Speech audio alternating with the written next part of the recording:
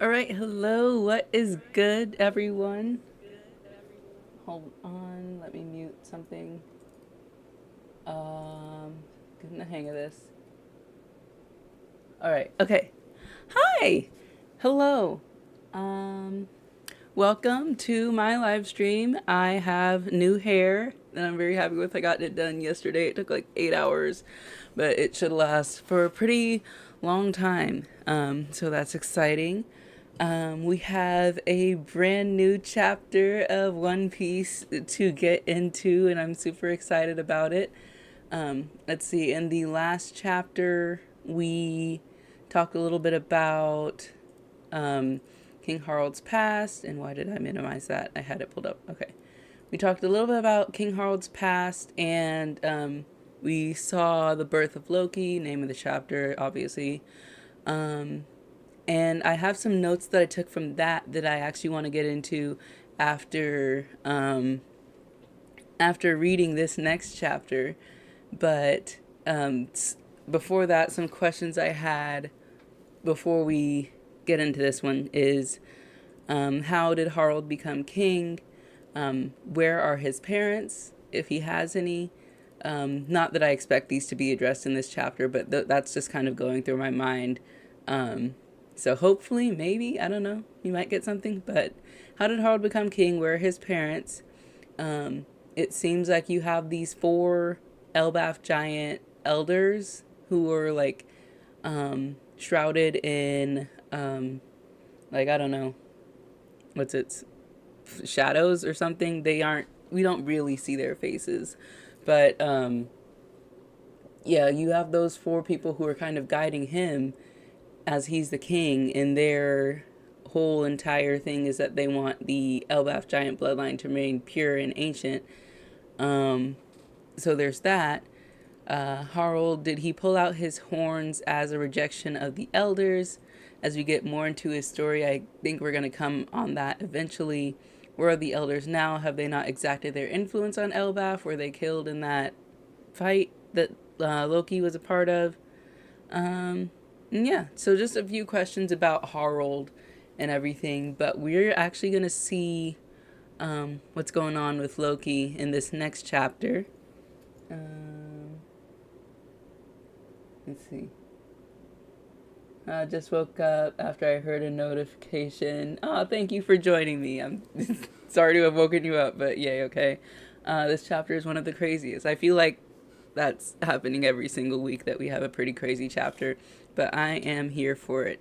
Okay, so I'm just going to click on the chapter. I'm not going to show it on this screen to avoid any type of copyright complications or anything like that, but let's mute my own computer. But yeah, I'm just going to get into it. It's chapter 1154 called Can't Even Die. That sounds depressing already. It's kind of giving like tried, but cannot. Like the Hulk, who was talking about like he tried to. That's just where mine goes, is the Hulk when he tried to. It's implied that he tried to commit suicide in one of the meetings. I mean, one of the movies. He said that his gamma radiation situation prevented himself from doing so. So, I wonder if Loki has some type of the same thing going on. Not gamma radiation specifically, but like, I don't know. Let's just get into it. All right. Okay. Ogre Child Yamato's Golden Harvest Surrogate Pilgrimage, Volume 38. Go pay your respects at the grave of the hero born in the West, blue and raised in Ringo. I don't know who that is off the top of my head, but I'm thinking it is.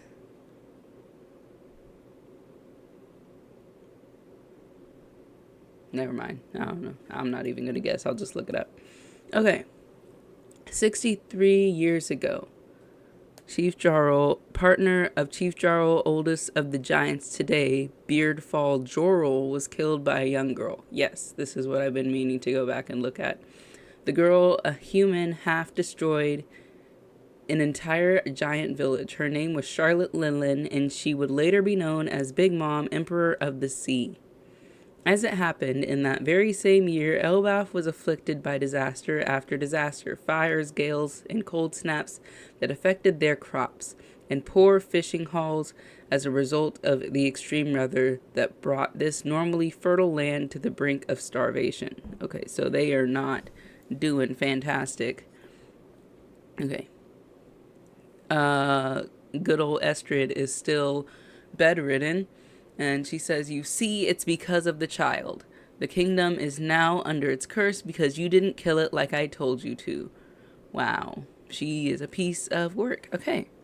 But surely that's a coincidence. Yo, she looks pissed off. Okay, so baby Loki broke down the door. Doesn't even look like he did it intentionally. He screams, "It's looking at me, Prince Loki." So he escaped from the underworld, as we saw that he was doing at the end of the last chapter. "Kick it out. Don't let that monster near me ever again." That is a big baby. He's just as big as these regular giants. As a child. That's crazy. "Prince Loki, you mustn't approach your mother's chamber. Put out the beast's eyes or this country is ruined. It's all under a curse." That is, oh. Dang, that's so sad. Okay. "Why, I'm hungry. I'm sorry, sweetie. That was the last loaf of bread we had. Should we go raiding? It would be easy to take from the humans." That's a part of Elbaf's history, isn't it? Don't be a fool. Elbaf has always fought with pride. Ha, that's just a story we tell ourselves. Okay, so Elbaf is resorting to some drastic measures in order to preserve themselves. They're kind of arguing, like, what do we stand for actually? Where is the king? Okay. "The huntsman village is attacking us." What, them? They've taken out other villages too. Grab your weapons, don't let them pillage us. Are they infighting? At this time, Elbaf had little internal cohesion and cooperation. Civil wars were not uncommon. With the desperate food situation, the fighting only grew worse and many died. Dang. The country was plunged into chaos, and over time, from what I heard, that prince at the castle is accursed. The people grew sick within their hearts. Hang on, and we see Hyruddin. "Hey, Hyruddin, your brother has put a curse on this land. He's trying to kill it." "Huh? You're his brother, so you must be a sacrifice." Oh, well, can't argue with that logic, I guess. Why? My son's the sweetest, cutest boy in the world, and that means he's got to live to be the oldest boy in the world. Aw. "Shut up, Ida. You had no right to seduce Harold like that. Outsider." Dang. "Where is the king?" "You shut up. Love has no borders. Don't touch my mom." There's the king. Okay. "Don't make me pound you, King Harold." Oh, dang. He smashed him all the way to the ground. "Daddy, Harold, why do you turn on one another, my brethren?" Okay, so he's coming to go fix everything. In the same breath that I heard about the birth of Loki, I learned that my kingdom is suffering from starvation. I went at once to the countries with which we have ties, and without a single word they went and loaded their ships with massive piles of food. Each human has but a tiny body, but they banded together country after country and brought enough food to fill our giant bellies. Ah, good old allies. Let us be grateful for their aid. We're here, Harold. Hey, how do we dock at this island? Yeah, ha, ha, it's enormous. Let us savor the food they've brought us. And when they, in turn, need our help, let's give it freely. The world we've lived in is so much smaller than the real thing. Okay. Yay. That's a good king. So, he's doing well. So,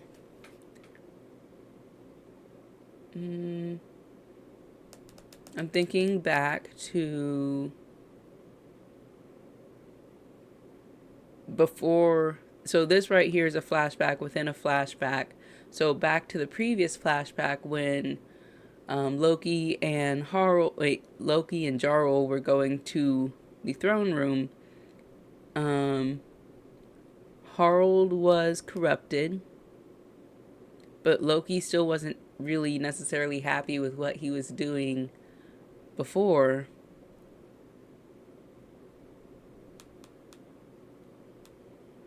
Okay, I don't know. I'll save that for the end of the video. Okay. Shortly before Harold's return, Queen Estrid passed away. So he met her. She gave him a horse. They had a baby.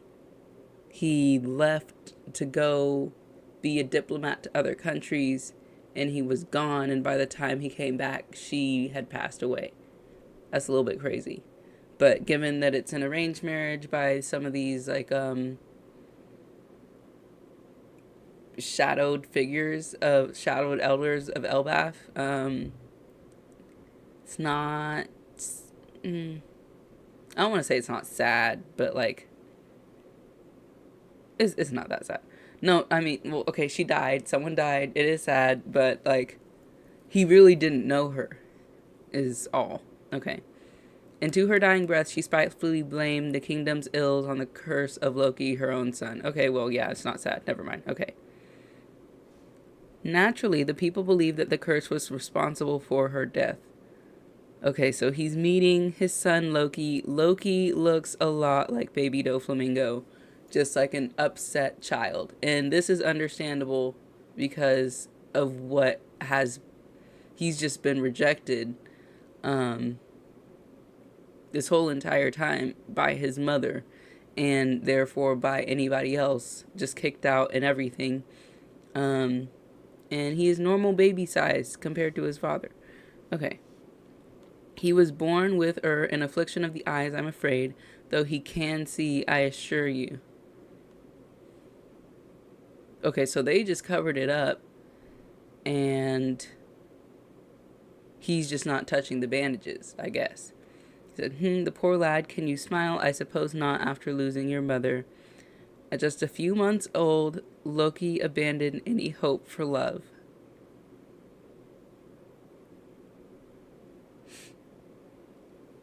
Oh, the crew's gonna fix that.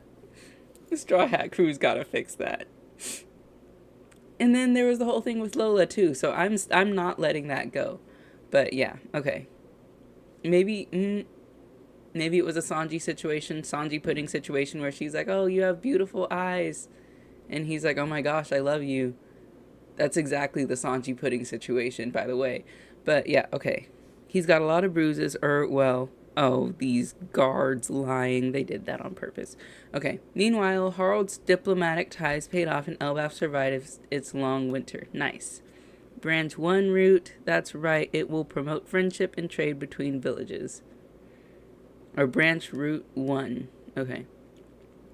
But between rebuilding the shattered country and his many foreign trips, Harold was tremendously busy. Horrid thing. And so the care of Loki fell to his regent, Estrid's older brother. That's fantastic. Okay. It's dangerous down here. This is the underworld. No, the sea separates us from the underworld. The beast can't reach us here. Okay, so they're chilling in the underworld. That's so sweet of you to be worried about me, though. Oh, baby Hyrule is so cute. You're going to do your warriors training with Elbow in the western village, right? I'll stop by on the way home. Fishermen, the shipwreck pirates, all comers are welcome here. This is Ida's bar. I hope it helps Harold somehow.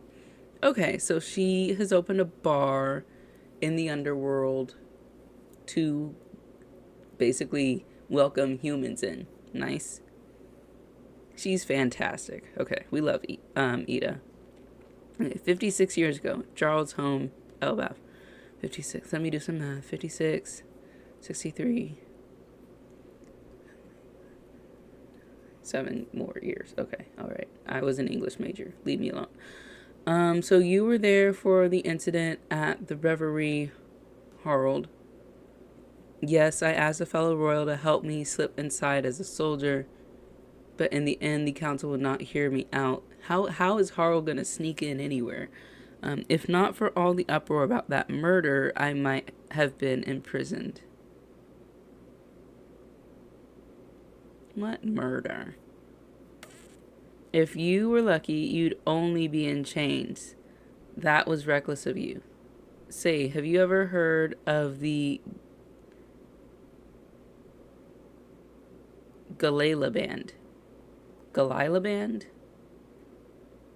Gayela. Or how? Never mind. Galila Band. That group of hardy giant shipwrights.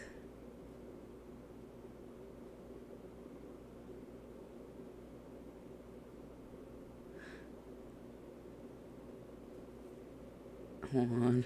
A group of that's Galley Law. Why would they spell it that way? Okay. The Galley Law Band. Okay, that group of hardy giant shipwrights, hammer-wielding warriors, right? I thought they were a myth.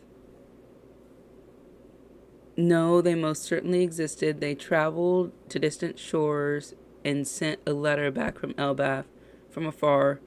It said, "We have all been taken prisoner. Can you believe that? Who would possibly capture 100-strong company of our kind with ancient giants among them to boot?" So Galley Law started as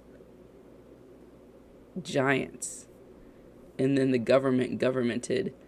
Okay, you think the world government did that? It's clear that we had a greater enemy at some point in the distant past, but all of that history was sunk under the sea one day. Vegabunk talked about the sea rising. My point is, your failure to win them over might not be your fault. Okay, so he's saying that there's like no possible way that Harl could have won over the world government, I think. Some ancient enmity. I've heard stories on the wind about an army of giants put on ice and hidden somewhere. In any case, never forget that we have long been a threat to the rest of the world. Yes, I am well aware of that. Oh, Prince Loki, killer of my beloved sister. That's one way to greet a person. Let's see. What rotten scraps shall I feed you today? Oh no, the lucky horse is dead. Oh no, the regent is dead down in the underworld. And he looks like he's smiling a little bit about that. Okay. 48 years ago. So 60, 30, 48, 49, 50. 2, 3, 4, 5, 6.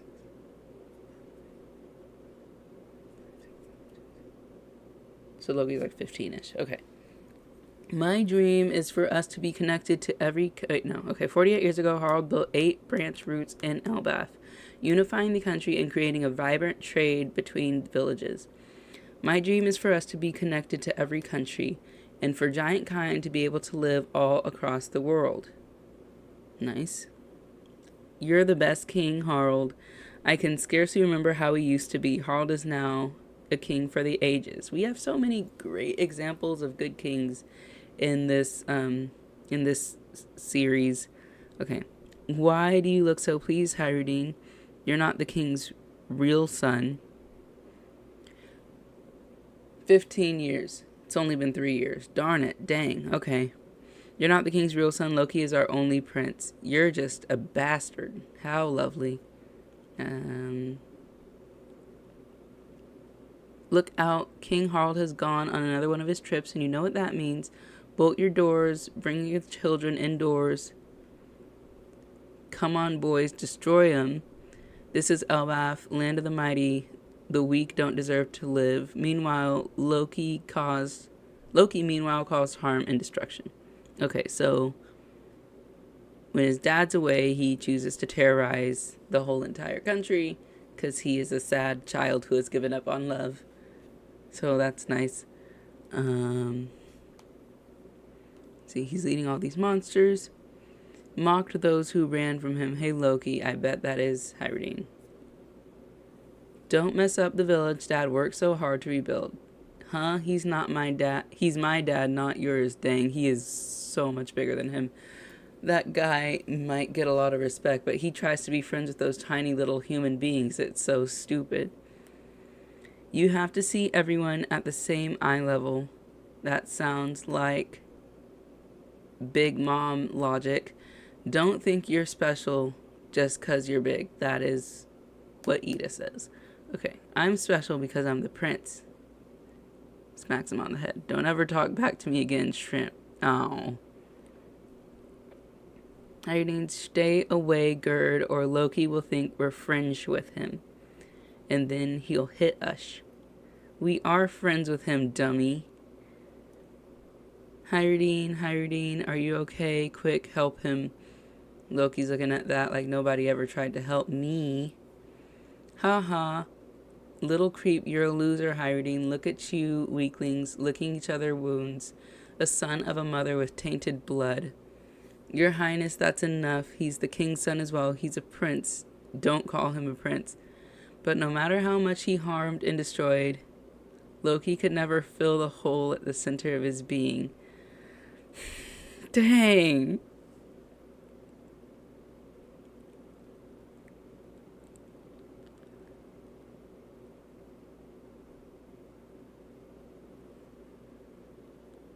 Oh my gosh. So he's jumping off into the underworld and he can't even die.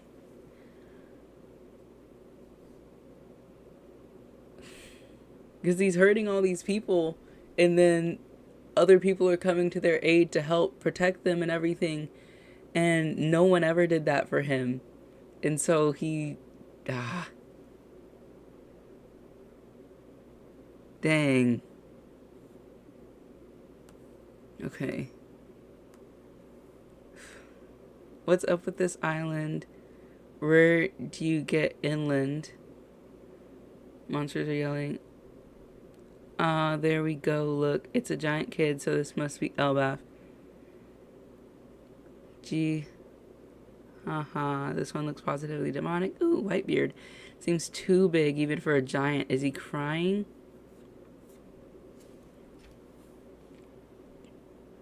Oh. Okay. Let's see. This man whom Harold met at the Reverie 8 years earlier killed a Navy headquarters admiral and fled. Now the government has placed a heavy bounty on his head. And it's rocks, finally. Okay, alright, Brat. You're gonna say yes twice. Because that's the answer I want from these questions. Question 1, is this Elbaf, Land of the Giants? Question 2, is Harold here?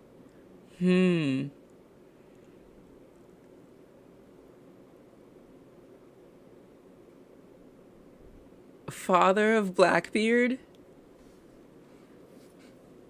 Huh. Wait, we didn't already know that. I didn't know that. He has Blackbeard's eyes. Huh. Okay.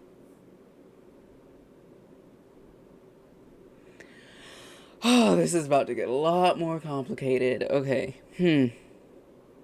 Okay. All right. Let's look at some comments. Ringo's from Zorro, the family of the blue-haired dude, if I remember correctly. Guy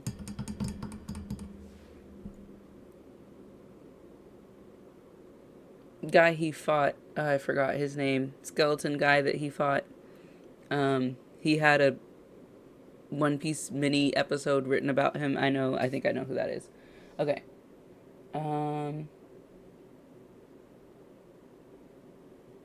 Baby Doflamingo was happy.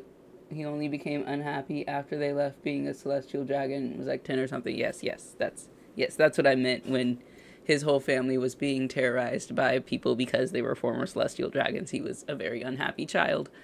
It's the same bar Shanks was in. Okay, nice. No, that's who established it.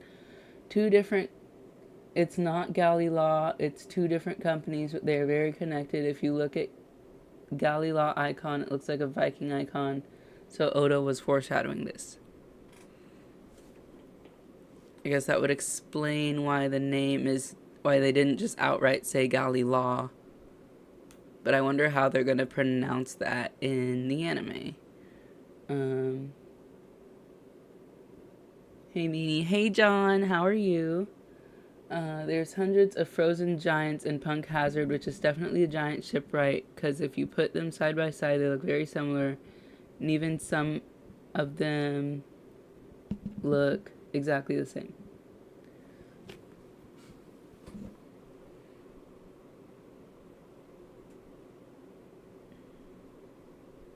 Frozen giants in Punk Hazard.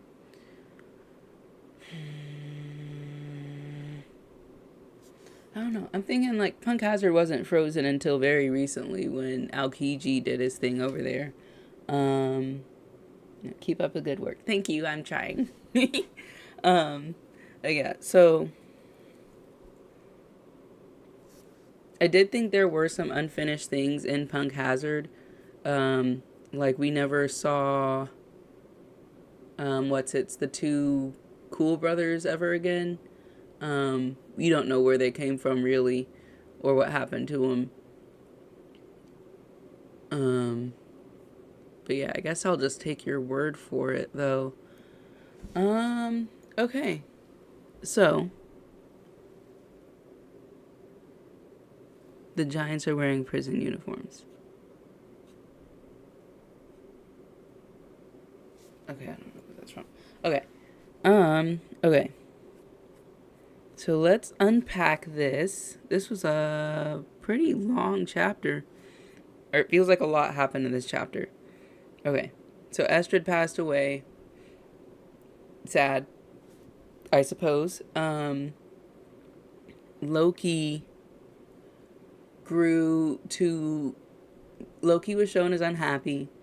He grew to terrorize other people in order to kind of quell his unhappiness. It did not.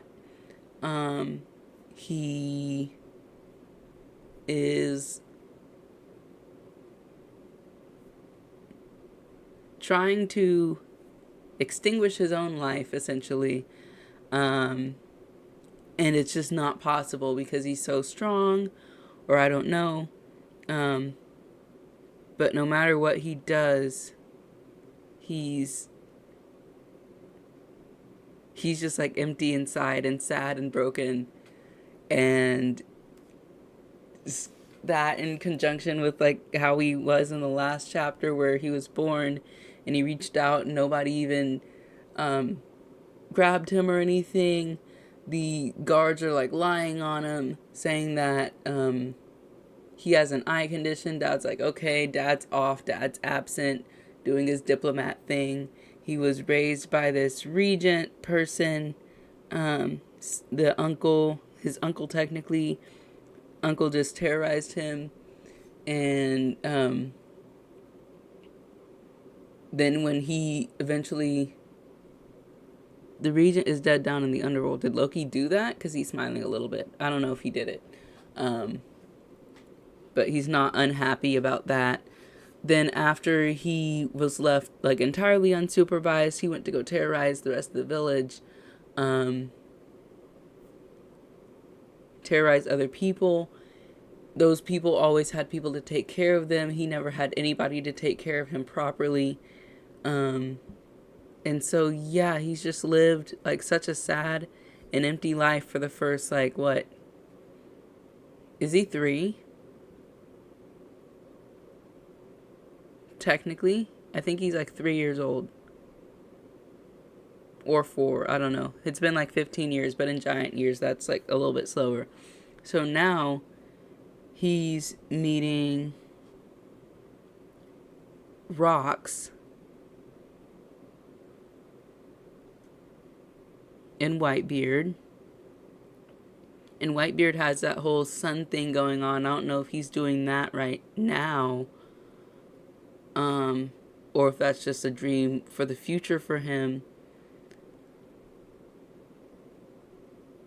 But hopefully, if not rocks, then Whitebeard will be a kind father figure for him, maybe. I don't know, hopefully. I don't know. But he's just lived such a sad life up until this point. Okay. This series is so long, I forget what we've seen and we haven't seen. We definitely have not seen Rox's face before.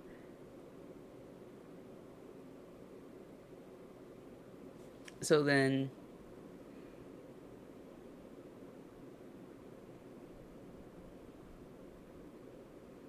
I'm trying to think of the ages, because Rox's son ended up on Whitebeard's ship, just like Gold Roger's son ended up on Whitebeard's ship.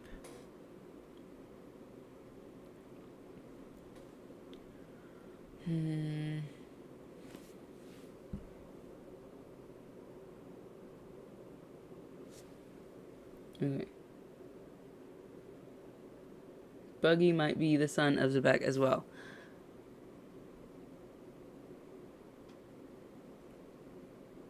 I think that's crazy, but okay. Okay.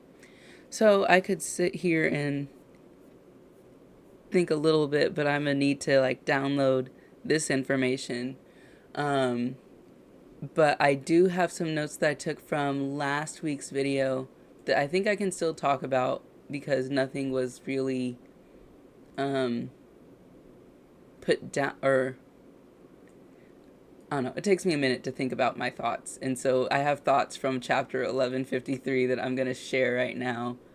And yeah. So let's see.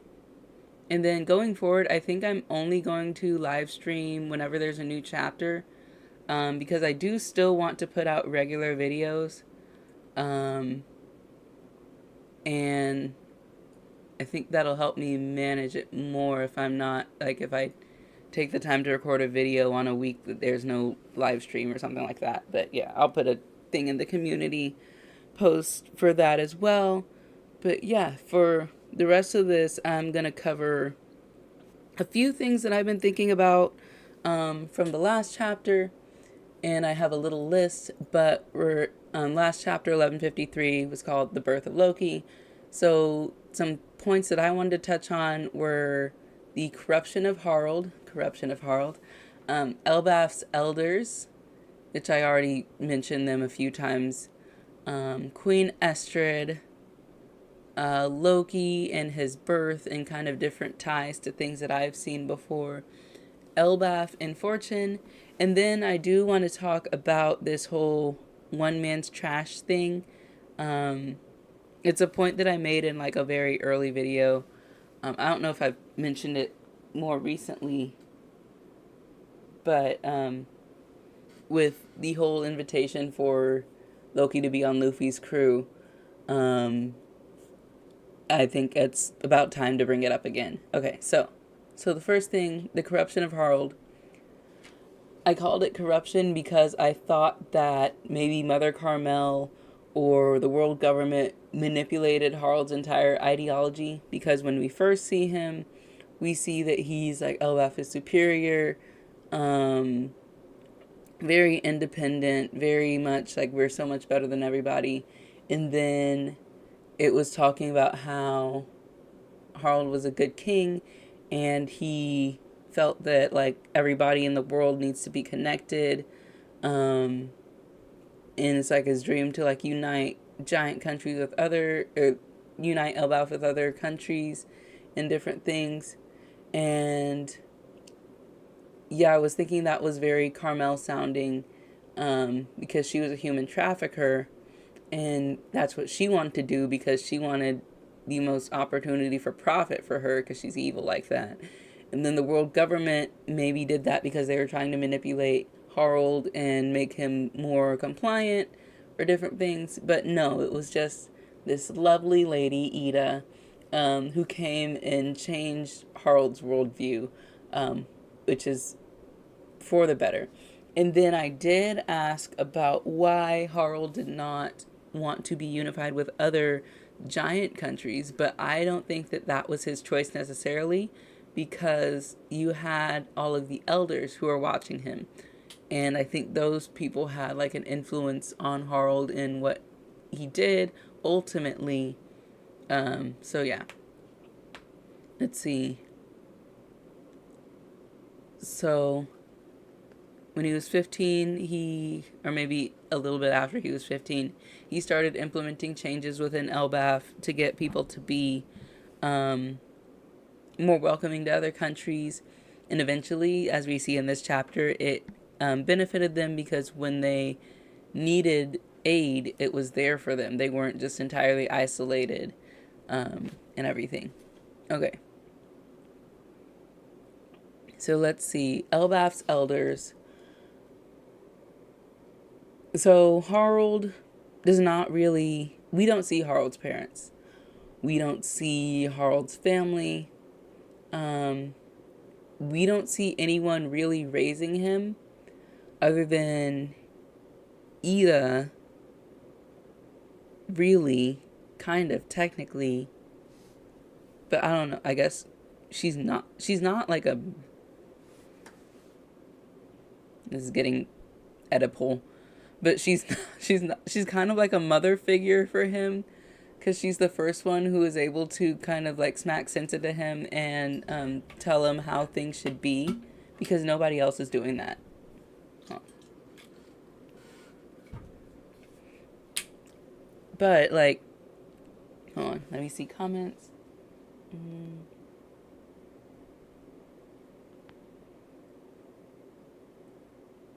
Parallel of Buggy and Rocks. Okay.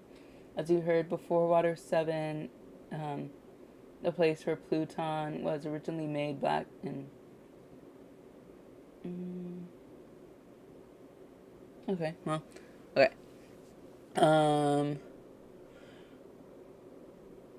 Let's see. So, Harold wasn't raised by anybody. He had nobody to tell him what to do except for Ida. She's the first person that he really listened to, and he ended up marrying her. Or not marrying her, but he ended up having a child with her. And he is in love with her.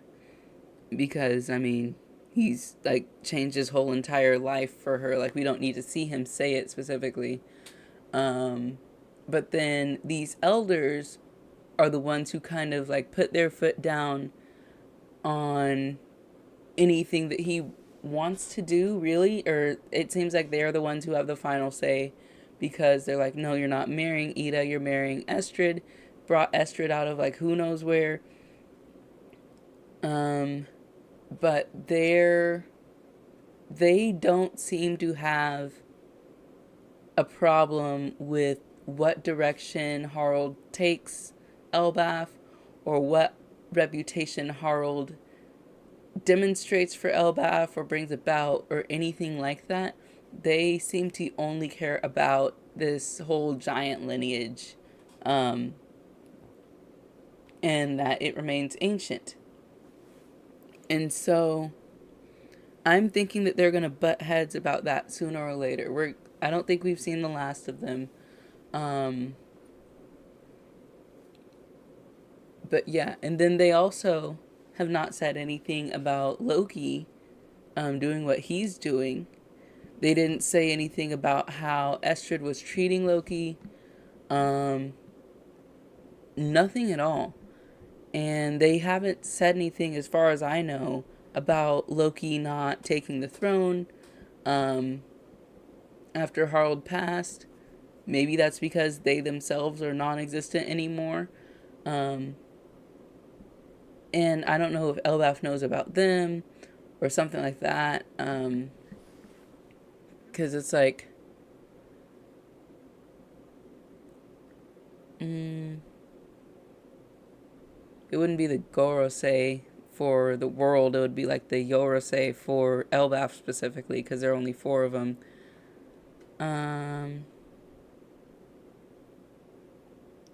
But yeah, so they just made sure that Harold married Estrid and then had Loki. And then we get into the birth of Loki and his whole entire upbringing. emphasized that Estrid gave birth to Loki while Harald was away. Harald first meets Loki after severe damage has been done to his psyche. Um, he's kind of like, oh, little boy's not gonna smile. Must be because his mom died. They're like, oh, like he has an awful lot of bruises, but that's okay. Doesn't really seem to be present for him. But let's see. Oh, that's what I wanted to compare it to. Okay, so Estrid gave birth to Loki, and she's mortified because of his eyes. Nobody likes his eyes to the point where they wrap them up so that they can't see them. I noticed that Loki took off the blindfold before he jumped. So, or maybe it fell off. I don't know. I think he took it off probably.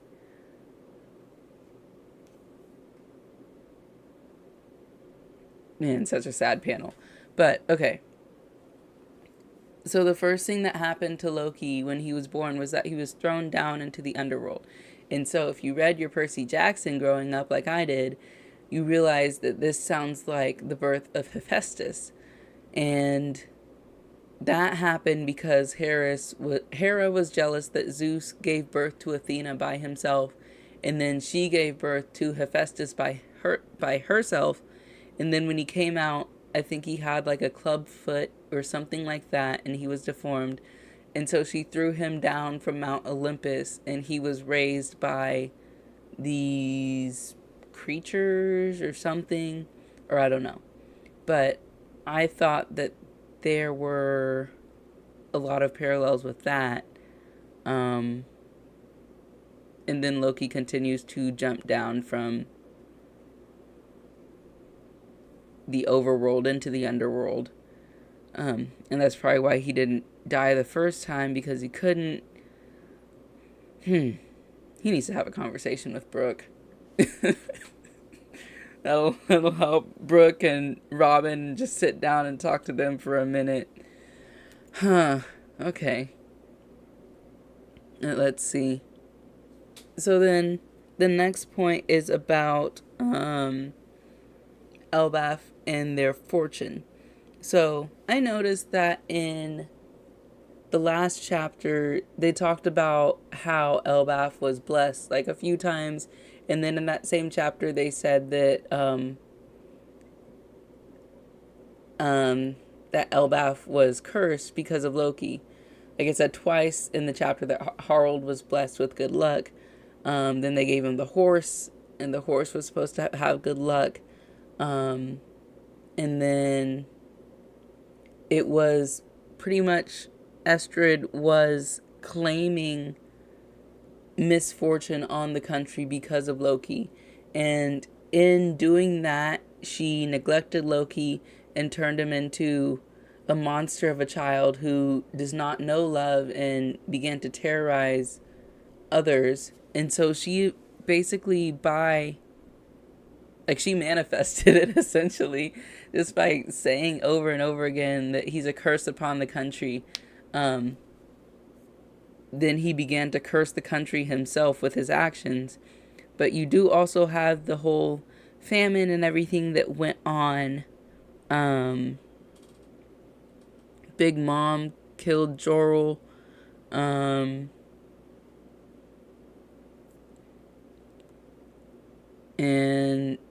yeah, so I mean, you can't really explain like how that happened. But I mean, these things do happen just like as a regular like course of life type thing. It doesn't necessarily mean that the country's cursed. But instead, they all just blamed Loki on it.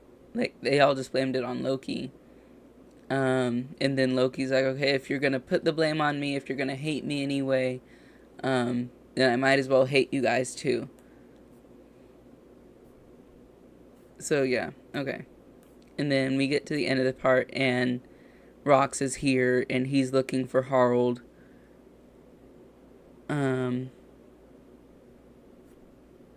Because he met him at the Reverie earlier.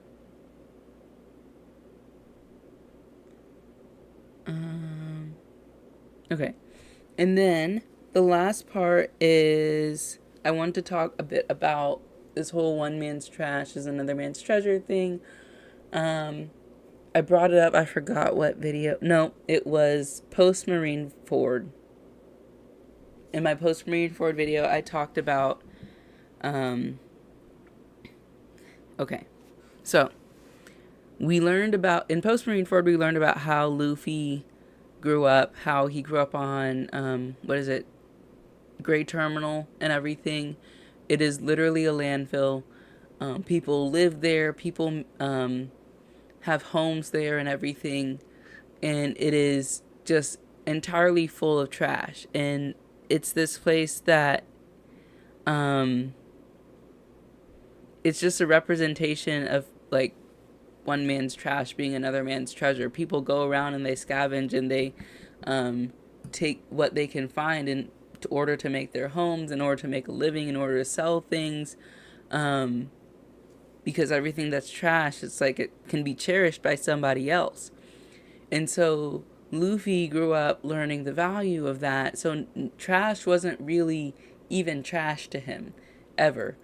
And so we see him get older, and we see him set off to go make his crew.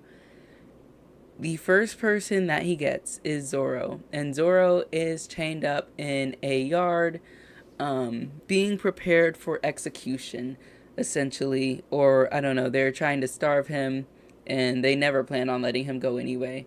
So basically, he was about to be thrown out, hypothetically. And so Luffy came, he saw Zoro, he saw what the little girl did with the onigiri and how she made them for him, how they got stepped on, he ate them anyway, and he's like, this dude is not going to die here. He's like, that is going to be my right-hand man. And so Zoro, being trash, essentially, was someone who was cherished immediately by Luffy. And so then that happened. We're gonna skipping over. Oh gosh, hold on.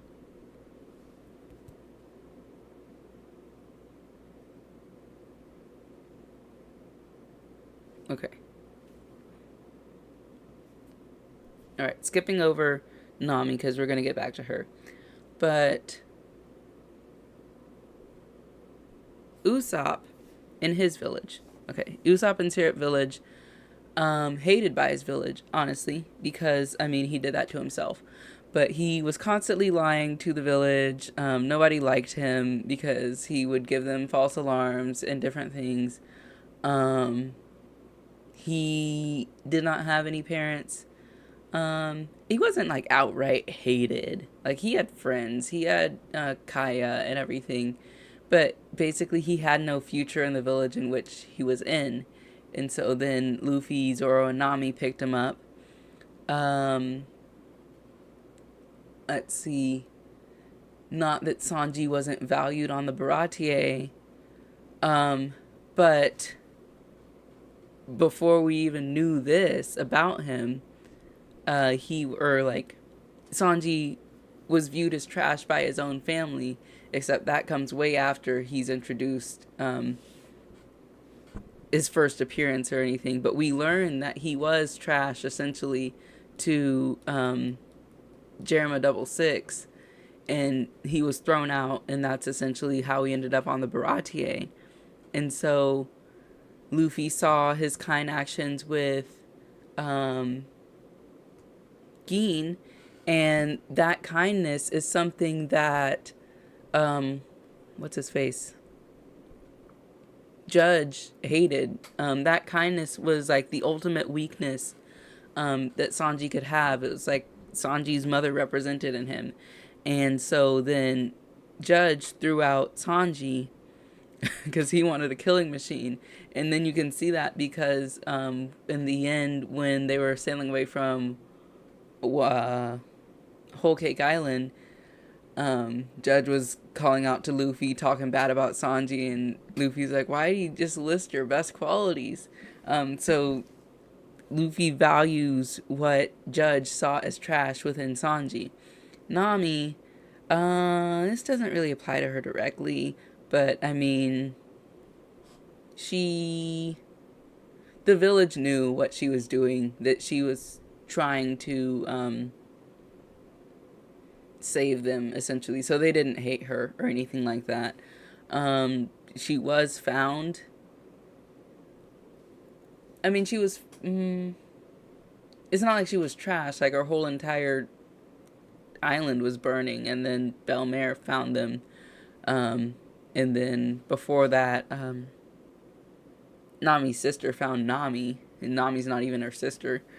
So it doesn't really apply to Nami, but we're gonna keep moving forward. Okay, so after that we have Chopper. No, Robin. Wait, no, Chopper. Chopper was rejected by the reindeer because he wasn't a reindeer anymore. Was rejected by the humans because he looked like a monster. Trash, essentially. Cherished by Luffy because he thought that he was super cool for being a doctor reindeer. Let's see, Robin. Trash from the whole world. Nobody wanted her to be alive. And by nobody, I mean the world government, because they suck. Luffy saw value in her even when she didn't see value in herself.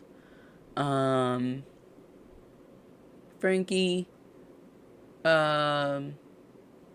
created the Frankie family, was hated by the city because, I mean, he did that on purpose.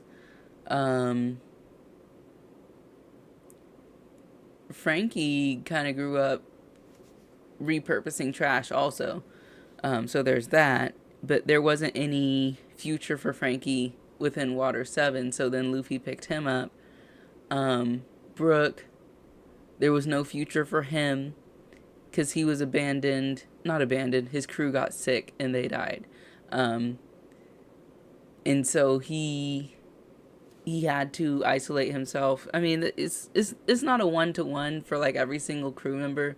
But Brook was alone, and Luffy saw value in him and decided to help him live.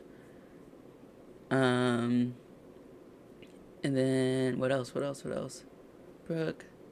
Jinbei, this does not apply to Jinbei at all. Jinbei had it. Jinbei was good. Jinbei's good to go. Luffy, Zoro, Sanji, Nami, Frankie, Brook, Chopper, Robin, Jinbei.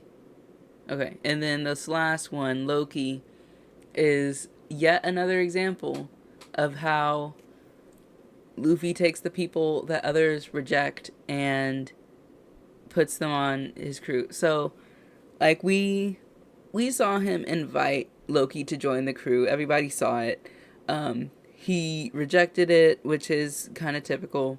But I'm saying, like, I believe that it is a legitimate invitation. Like, I don't care if it's, like, I just want to see him fight, or I don't care if it's, like, you're a temporary crew member, or I don't care if it's, like, he's not going to fit on the ship. I don't care about that. Everything is lining up for Loki to end up being on the crew because he fits the criteria. He has no future on Elbaf whenever they finish doing whatever they're doing. I don't know where those elders are. I don't think they're going to reinstate him as king, especially when the country has been hating him for so long. If the country does end up liking him, and wanting him to be king, gee, I hope they don't. Or not that they. I hope they don't like him, but like, I hope he's not going to stay and rule over Elbaf. I think what needs to happen is that Hyrule needs to rule over Elbaf, and that will really represent them kind of getting rid of their ancient giant criteria, because who knows where those dudes are, the Yorosei or anything. But I think that final rung of the acceptance ladder that Elbaf needs to climb is by instating a king that does not have ancient giant blood. And I think that's what Hyrule needs to do. And then Loki can go off and sail on the Sunny or I don't know. Um, what if the Vegapunks make something that shrinks him? Or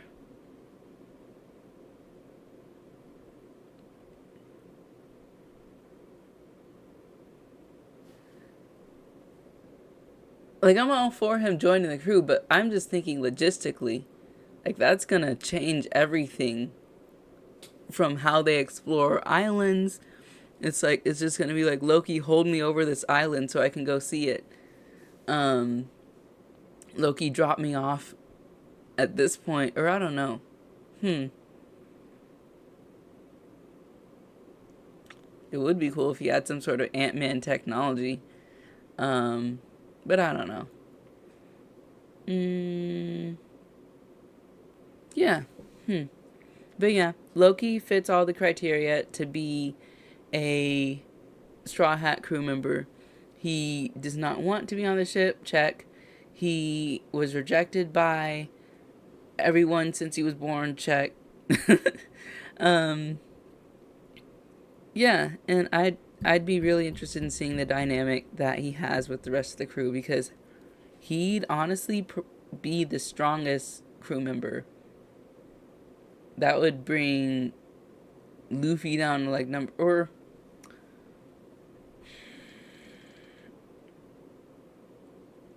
I don't know if he's stronger than Luffy. I mean, the only reason why Luffy would be stronger than Loki is because plot. because Oda wants him to be. I don't see how Luffy would. I don't even know what devil fruit Loki has, cause if he even has one. They said he stole the treasured devil fruit. We don't know if that treasured devil fruit was the one Luffy has. But I don't know.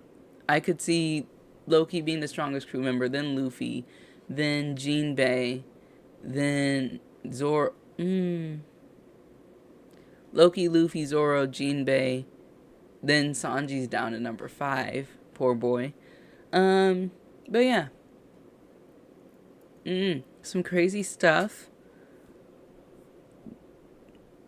This whole rocks thing is like, every time I think we're like, we got the one flashback, and then we ended up in a flashback within a flashback, and then Rock shows up, which means we're going to be in this flashback for a minute, and then after that whole Rock situation, then maybe we go back to the first flashback that we were in, and then after that's finished, then we go back to present day. So we could be, it's going to be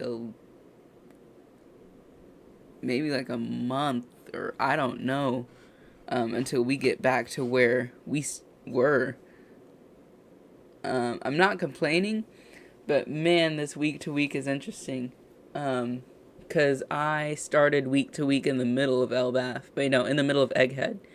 And so I remember looking back at like the timelines of like Dressrosa and different things, and seeing how they were in arcs for like years, and I was like, that doesn't make any sense. But now I see and I understand. So